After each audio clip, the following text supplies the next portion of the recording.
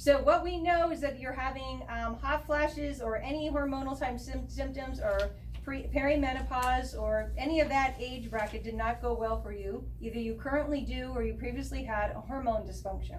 Because I have a brand new test kit that actually it's the hormone test kit. And it has a sample vial of all of the individual hormones. So we can go through and find out where the pathways are blocked, okay? So this chart is very workable and beautiful to use whether you're doing the DNA analysis or not, because it just kind of walks us through, okay, well, here's where you're stuck. And then at least we know we have some guidelines of what to do and where to go from there. The biggest mistake, as you know, that I see people making, especially the medical model, and then patients start saying it, is that everyone thinks it's estrogen.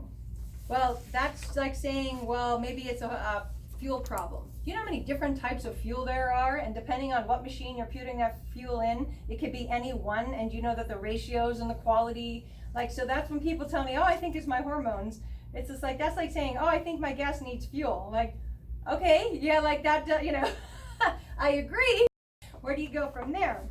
So with each individual vial, what we can do is we can find out, is it estrogen, number one, even at all? And even if it is, do you know that you have 3 key estrogens? They're basically called E1, E2, E3.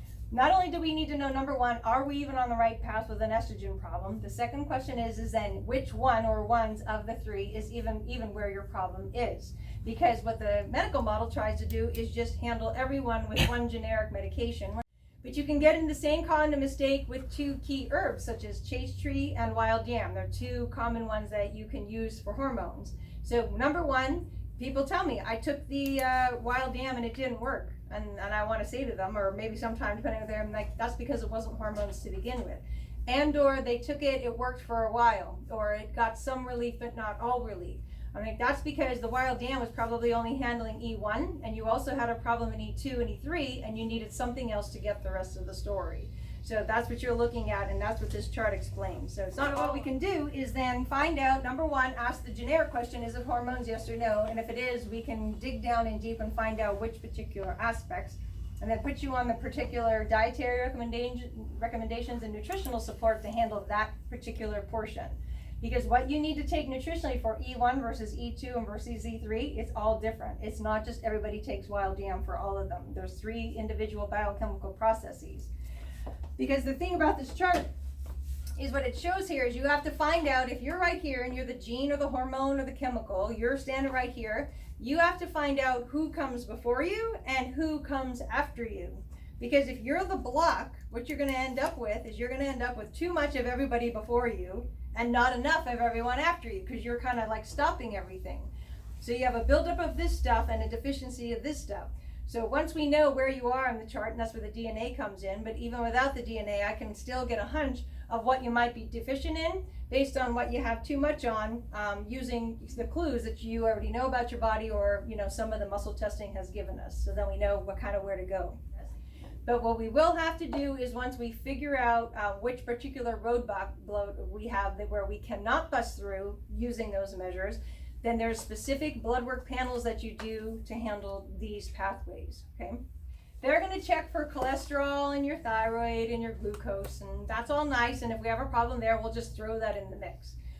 What you're actually going to be doing is asking each of the biochemical levels, and I'm going to give you a sample report. Like I said, I'm not trying to confuse you.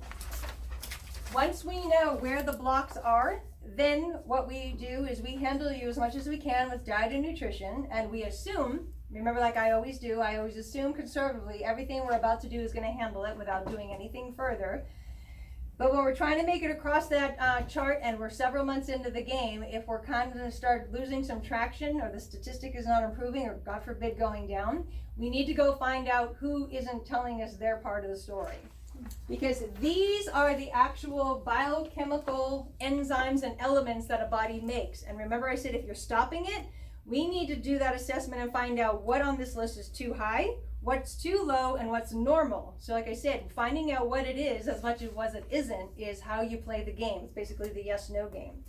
So if we know that we're fighting like a dog to handle everything hormonal, but we have one precursor that's possibly made in the brain or in the gut, and we're here handling hormones and uteruses and ovaries and sex hormones and progesterone and estrogen, we're not getting there, It's because there's some other neighbor, just as the chart points out, that we have to go find out who's holding up the show.